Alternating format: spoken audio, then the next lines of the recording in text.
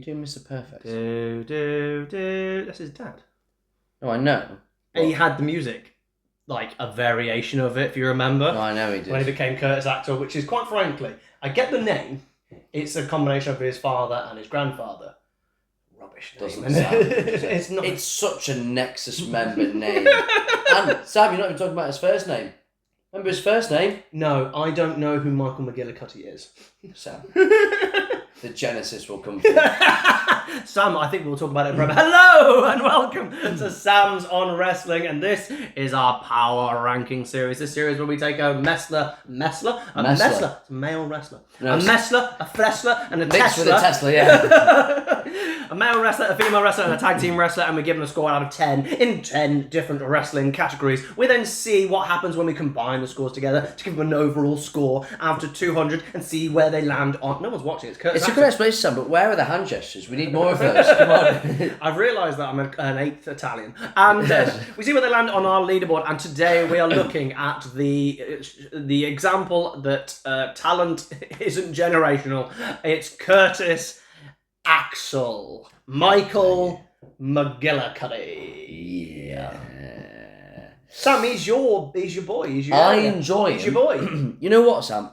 He's the kind of wrestler I enjoy without thinking too much about him.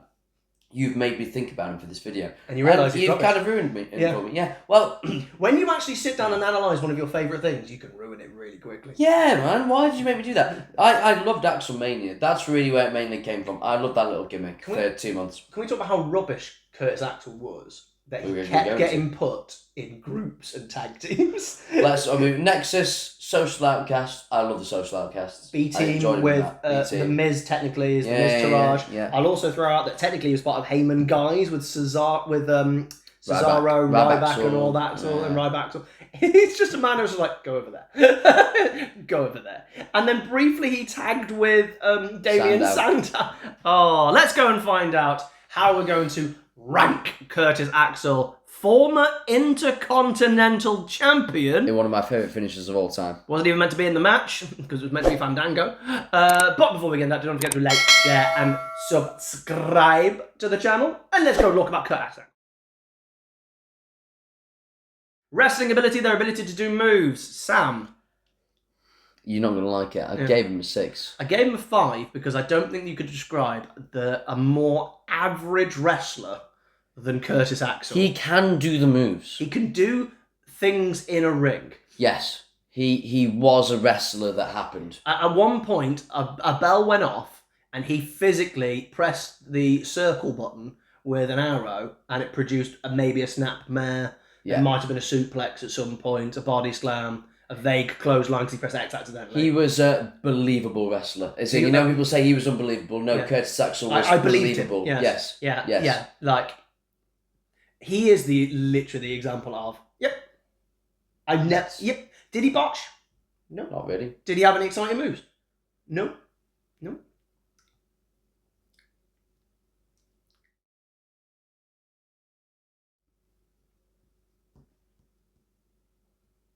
Storytelling! There we go. I'm trying to work out where I'm going to edit that. Am I going to come back? I mean, that is how you watch a Curtis Axel match, in silence and in indifference. There's just nothing there. What have you gone for storytelling, Sam? I've gone 6. It should be 5. I've gone 4 because I went one lower than wrestling. He's a better wrestler than storyteller. He doesn't tell any stories. No, I'll go 5. Yeah, I think that's fair enough because it is just they going, you are... Should we just do silence again? You can't say he wasn't given an opportunity. He had matches with Triple H. He was Intercontinental Champion. So you can't say he wasn't given an opportunity as a singles person. There's nothing about him. Like, if he hadn't been Mr. Perfect's son, he would not have had those opportunities. In WWE. He'd have had a decent career on the indies and stuff like that, but he wouldn't. He didn't have an amazing physique. He wasn't an incredible wrestler. He wasn't a great talker. Nice bloke. A lovely bloke. Clearly knows how to have a laugh as well. Got plenty of personality when he was able to show it. But other than that, the wrestling isn't... 4. 5. Promo ability, their ability to talk. The Genesis. of the McGillicuddy. I refuse to give anybody a higher score than 3 when they have cut what is regarded as one of the worst promos in the history of wrestling. And yet one of the best, Sam. Oh, one of the best. Absolutely. But it's one of the worst promos. He falls in. What's caval mean? It means flute, right? Yeah. what are you wearing? You going swimming? It falls into the Psycho Sid category of promo. I've given him a 5. I enjoyed his work. Rogers. I enjoyed his work in the Social Outcasts, and I liked his Axel Mania stuff. Yeah, Axel Mania. But was it? Yeah, but that's character, not promo. Sam, I liked it, and I would rather watch the genesis of the McGillicuddy promo 100 times over rather than one just normal Jey Uso promo. And that's not even a big knock on Jey Uso. It's just where we're at right now. There's plenty of other people I could put into that. I'd rather watch that over some overly scripted, overly produced. Every week. Absolutely. You want to watch the Genesis every week? And I did. And every I week. I watched it this morning. I watched it before. I watched it before my gym session. But different it's a really inspirational. Yeah. But different variations, because he's obviously cutting the same ish promo. Could you watch it every single week? Absolutely, Sam. It's the slowness of it talking. It just draws me in so much. And what the camera got so tight. Absolutely. The thing I enjoyed the most actually is Matt Striker behind going, "Where's this going? What are you saying? What are you doing? This is live, pal. We're going somewhere." I love a man who he himself does not know what he is going to do next. That's the unpredictableness. He looked down and went, "What are you doing? What are you going to do? What are you going to do?" It's almost you need someone to interrupt you there, and no one did. Caval, the winner's like, "I ain't going down. I can't talk. I've got an Intercontinental title match at Survivor Series. But I'm going to lose." We move on to their look. Sam, what have you given him for a look? 5. You going to go lower? No, there's a 3 there. That's a 3. You're linking me now with thumb. 2 is as high as I could give him. Why, Sam? I have many reasons. He was visible. You could see it. Yeah, bit. As matter. Yes. 10 out of 10. As atoms. He wasn't translucent. As quarks. Yeah, he was opaque. He was there. He was so bland looking that he actually went negative on look. He is just a normal looking bloke. Genuinely, you were in better shape than him. Cheers. You are in better shape than him. I'm all right. And I know that's not actually important, but it is when you're a wrestler. It is a thing when you're a wrestler. Cody Rhodes said it. You've got to look in good shape because you're on TV all the time. And if you don't, you have to be sensational. Kevin Owens is an example. Samoa Joe looks like he killed you. So yeah, that's a different kind of image. Yeah. But then it's his hair's kind of thinning, but he never went into that. And then the Axel Mania stuff, as funny as it was as a look, I hated it because I'm like, you're just copying and all this jazz, and even dressed as Hogan at one point. I just look at him and go, you don't look like a wrestler. You look like you've knocked on my door and you're trying to sell me insurance. Somehow, even though I've got insurance. You've literally knocked on my door and gone, do you need insurance? I can't have a house or a car without insurance. What do you mean? Why are you trying to sell me insurance? Because he's that bad at his job. Do you know what he looks like? He reminds me of Gil from The Simpsons. That's what he is. Just a complete useless salesman. Looks a bit rough. I do feel like he's going on hard times, and yet he got a load of money. Not for me. Yeah.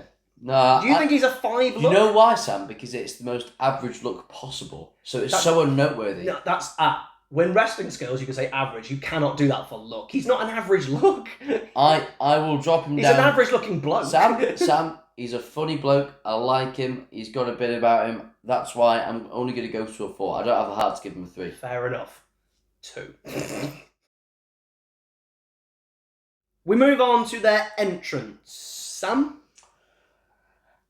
Would you power Bobby through the table if I gave him a 5? No, I gave him a 4. I had a 5 originally, and then I realised that the cool music thing that he had with his dad's entrance lasted about 2.5 minutes before they gave up on him and had Ryback's theme tune for a while, and then was with the B Team, which was not a great song. It was a B Team. It was like, go, yeah.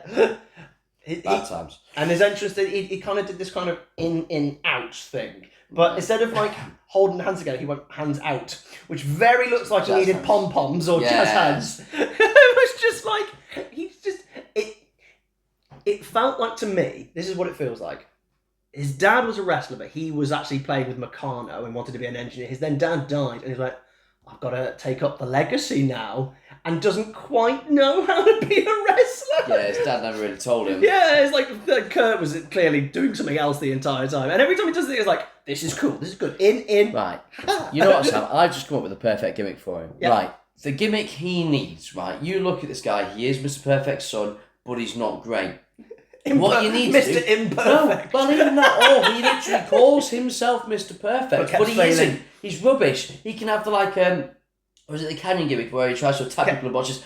Purposely have him, like, safely. Stan says, yeah. Have him, like, safely botch, like, so not dangerous, but, like, just mess things up. Rubbish. But he's called himself Mr. Perfect. I think the real problem with my scoring here is he tried to be a serious character. They tried to book him strong in the Nexus and in this.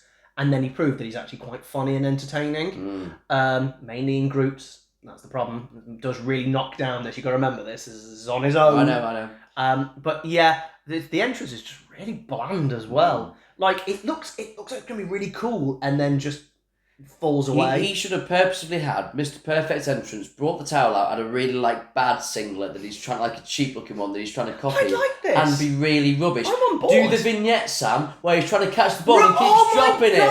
And he, come on. What a miss. Have we not just created a banging gimmick? They're trying to make it serious and they should have gone down that route. Exactly. They gave him got Paul so Heyman. over. You'd have got so over with him doing that.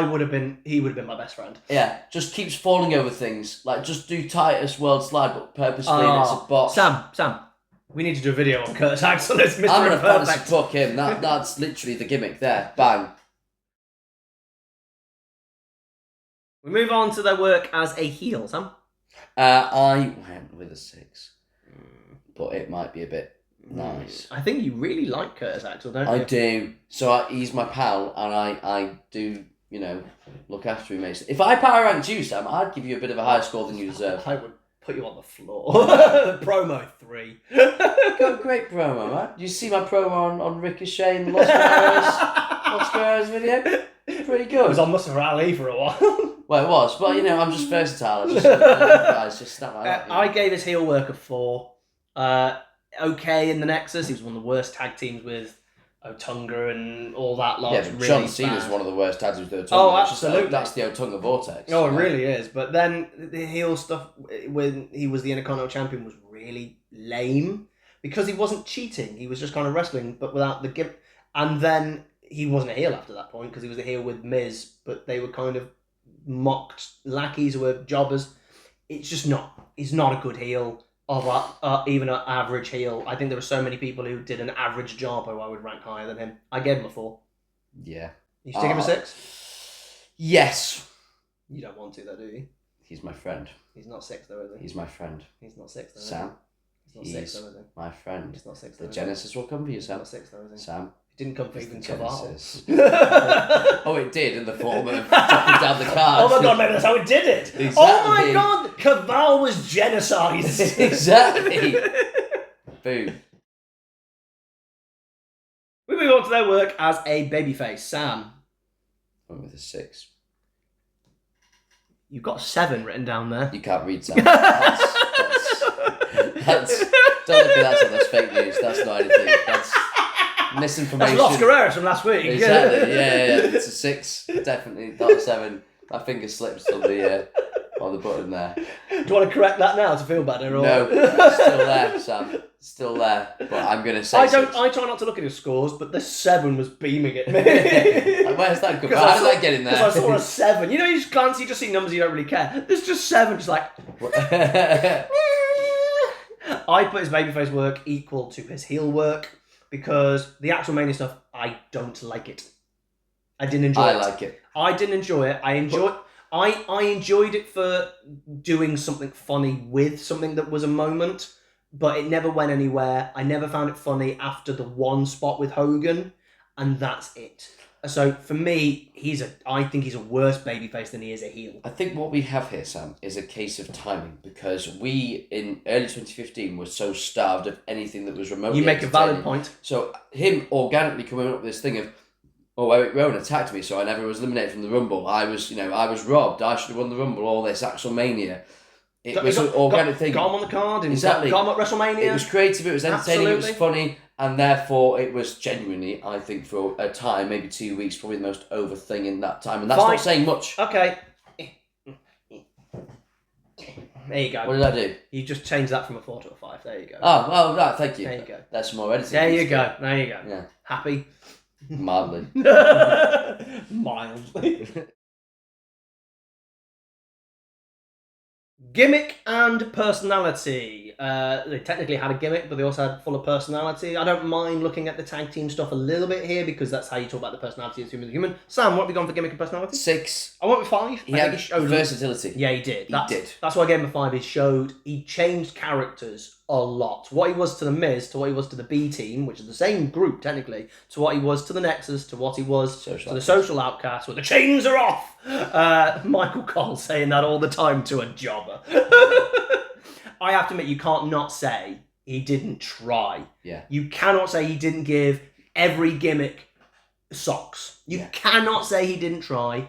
And if it had been with somebody who had slightly more personality than him doing those roles, they would have actually probably made them more succeed. His hard work made them vaguely stay relevant. Absolutely. Yeah. And I think it's one of those where he was in that kind of sad spot to be in where, don't mind being a jobber, being a jobber's fine, but I always felt like he was always on the cusp of being released, and it's like, make this gimmick work or you're gone. And he would kind of make it work and just keep going, which fair play, because they're not easy gimmicks to make work. I think you make a really valid point there. If there was ever a chopping block, he was always the name in consideration. And that can be nice to have. But and you'll have had a lot of people calling him a Nepo baby and all this stuff. But I think... Which in the grand scheme of things, he probably was. Yeah, but it's still not a nice position to be thrown into. And he did make a lot of different things He work. separated himself from Mr. Perfect. That's why the Curtis Axel thing was the worst thing he could have done. Yeah. If he'd have gone in with that comedy stuff straight away, he actually could have maybe gone all the way round and become a more serious thing, like Heath being like a Heath Slater might. Got the tag team championship because of it. B Team was the example of that. He came round so much so that they were like, give the B Team the tag team championships.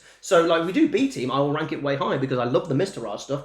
Into the B Team, really great, loved that, and then it kind of goes nowhere because once you won the tag titles, just like with Heath Slater and Ryan, you're like, you've won the thing now. But I can't not credit him for trying everything possible to make anything he could do work. I will give him full credit for that. However, over and a draw. How much money they brought in or how over they were with the crowd. I went 4. I also went 4 because Axel Mania was massive. And hey, the Nexus sold a lot of shirts. Definitely off the back of Curtis Axel's way. I can't believe Yellow Ends sold money. Sam. But it's not like the NWO that's kind of looked cool. It's really good for Nick's. Nathaniel's. We were starving Natalie's. in 2010 for some kind of decent t-shirt. We took it. I went 5. It was over. 4, sorry, I went 4. Yeah, it was over the Axel Mania stuff, but wouldn't say he drew a crowd per se. Good for Neves. I think the biggest crowd he drew, the biggest crowd he ever drew was in the Battle Royal when everyone crowded around him to eliminate him.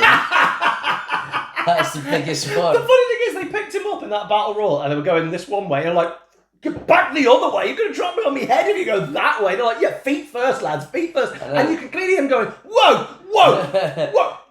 Powerbomb, we just do a border toss. They were going backwards that way. It was like, no way. How many wrestlers have you got there? How could none of them go? Lads, we need to... I hope there was somebody in there, a leader went, lads, back we go. Or at least they're ribbing. And do you want to know why it's a mistake? Because why would you go from one end to go, we're going to go to the other end when Curtis did nothing to stop that? It's clearly let's not kill the bloke, shall we? Because he can't turn. He can't do anything. You are literally in the hands of the gods being thrown. Love the spot. Don't appreciate. Finishing maneuver. You know Sam's rules on finishing maneuvers when it comes to someone having a finisher that was more famous by somebody else's finisher, such as a perfect plex, which, as you know, I don't really like as a finisher anyway. And he also had a backbreaker, neckbreaker thing, and a DDT thing. Yeah, his neckbreaker where he kind of spins them around. Yeah. As a child, I thought that was cool. As an adult, I realised it was not. Yeah, I've gone 2. Sam, I've gone 5. You know my rules on people who are doing finishers that weren't their finisher, at least from famous people, and it not being a big enough gap, or in this case, an homage. And I don't like the perfect plex anyway. I think it's a really lame move. I thought Perfect could have done something way cooler than that, rather than just a fisherman's suplex. And then, you know my rules on someone has a DDT. So literally, he's combining. If he somehow had an X Factor, I think I would have given him -1. Like, he literally says all the things that I've quantifiably said that I will never rank highly, and he did both of them. Hence why they both dropped me down to a 2. I've still got 5. I like him, and I like the Perfect Plex. I think it's a cool move. I will give Mr. Perfect higher scores when we do Mr. Perfect for the Perfect Plex. Not that highly, because I don't like the move, but for someone, no. We now go to our overall score. Sam? I gave him 52. Gave him 38. Jesus Christ, Sam. He's not that I bad. might have Alicia Foxed him a little bit. You've been harsh. You have been harsh, Sam. I would quantify him as a 4 out of 10 wrestler. Well, you have been therefore harsh. If By 2 points. If Triple H is a 4 out of 10 wrestler, and Curtis Axel is also a 4 out of 10 wrestler. I bet Bret Hart loves Curtis, actually. He looks like kind of bland, kind of smooth. Bland, boring, smooth execution. nothing. Yeah, exactly. That gives him an overall score of 90. So, first of all, we'll see what he is on the overalls of everybody. He's quite low on the overall leaderboard. He's below the Boogeyman, but he's above people like, Justin Gabriel and Steven Richards. But the more interesting one is we have split the male wrestlers into 3. We've got the main eventers, we've got the mid-carders, and we have the undercarders. Now, he may have won an Intercontinental Championship, and we did discuss that an IC does put somebody into the mid-card, but we also then went, there are exceptions. We can have the rule, but exceptions. Like, for example, Dolph Ziggler has won 2 world titles, which is one of our, precedents for a main eventer, potentially. And then we went, but is it how many main event matches on a pay-per-view did he actually have for a world title? I think the answer's none. Actually for a world title, it's like, he's not a main eventer. And we went, Curtis Axel, not a mid-carder. So we put him on the undercard, and he is slotted into 3rd place. Hey! He's at the top, there he is, he's at the top there, next to the Boogeyman and Heath Slater. Another Nexus member makes the top 3. He nudges out Steven Richards into 3rd place. So Curtis Axel, he gets his picture on the screen. Hey! There you go, he's staying on that leaderboard. Go on, Curtis. That might take a while to knock him off there, 90 is a high score for an undercard wrestler, I think. So it might have to be some of those fun jobbers, who might knock him off. What do you think of Curtis Axel with his... I'm sorry, I think he's so bland. So bland. I like him. I'm so Put a sorry. bit of cheese on himself. And then you've just got bland. Do you know what it will be? I'll go, I'll get some cheese, and someone's bought that grade 1 cheddar. This is just solid milk. But it's also just 50% less fat. He is solid milk. That's what he is. If I described Curtis Axel, he is solid milk. He's someone who's put milk in the freezer. That's what Curtis Axel is. I like you, mate. You're alright. Thank you very much for joining us. Put your scores, what you think for Curtis Axel, in the comments below. And come and join us another time for our Power Rankings. Go watch our other Power Rankings to how we got all those scores. Go see us in the future. And we will see you next time. Basketball missed. Yeah, do you know what I mean? Throw the ball. Not trick to miss. Gonna dive. Curtis. Curtis. He just bobs to the surface. It's great. It's money, Sam. Hello. Can we still, if we're going to do this gimmick, can we still have the genius turn around and be happy at his Todger? Yeah, get him No, get him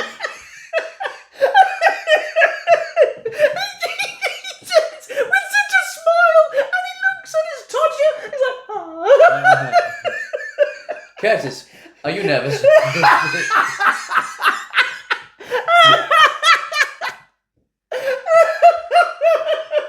Give him a really discount Bobby Heenan in a wig to hype him up even though he's rubbish. Be amazing. Maybe, okay, 5. Yeah.